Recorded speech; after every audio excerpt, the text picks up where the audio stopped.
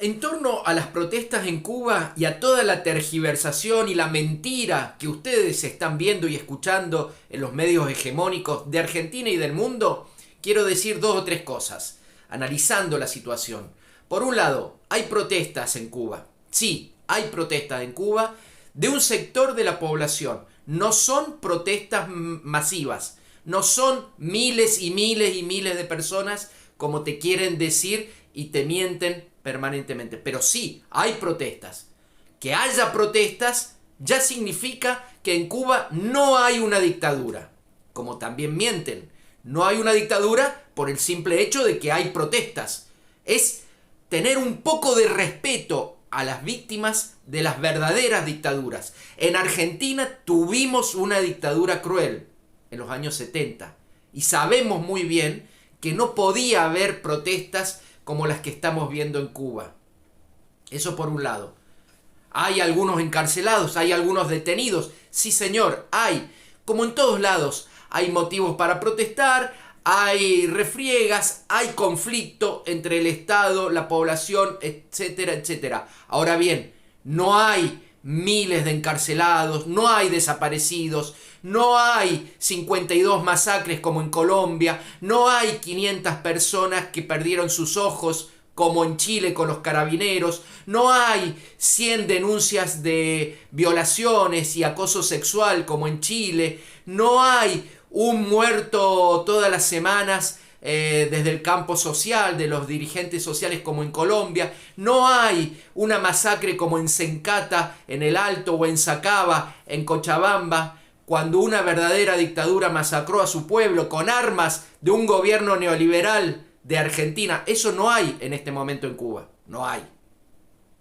Hay protestas, sí, hay protestas. ¿Y por qué protesta la gente?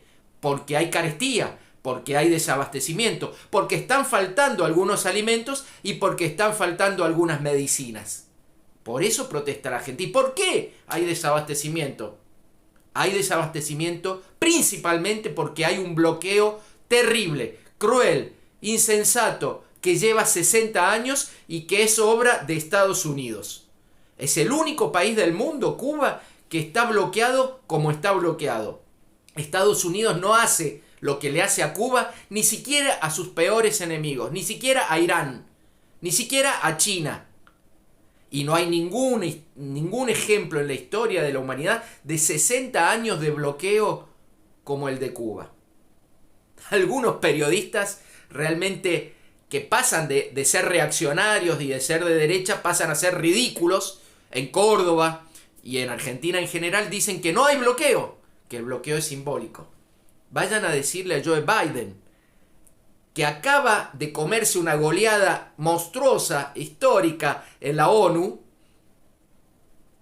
sobre el bloqueo. 184 países votaron en contra del bloqueo y solamente 2 votaron a favor, Estados Unidos e Israel, su aliado incondicional. Vayan a decirle a Biden que toda esa humillación fue en vano, porque en realidad no hay bloqueo. Porque lo dicen algunos periodistas de Córdoba o de Argentina. Hay bloqueo y se siente cotidianamente en Cuba. Entonces, si alguien está preocupado por Cuba, lo primero que tiene que hacer es exigir a Estados Unidos que levante el bloqueo.